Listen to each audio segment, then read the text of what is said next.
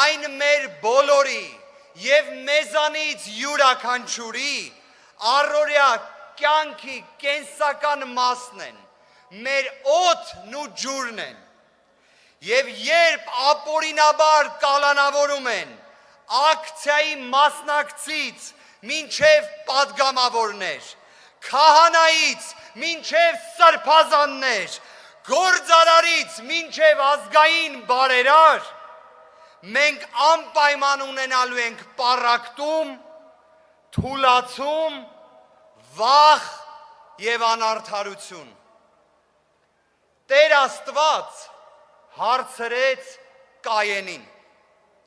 «Ուր է քո եղբայր Աբելը»։ Իսկ նա, քանի որ չարացած էր, սուտ պատասխան տվեց Աստծուն.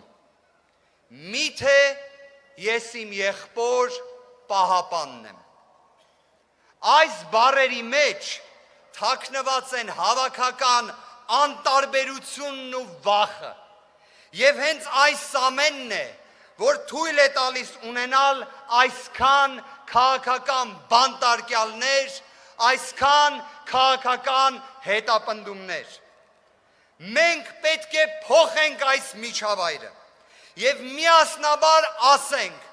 այո, ես իմ եղբոր պահապանն եմ, այո, պետք է միասնաբար ասենք. այո, ես իմ սրբազանների պահապանն եմ։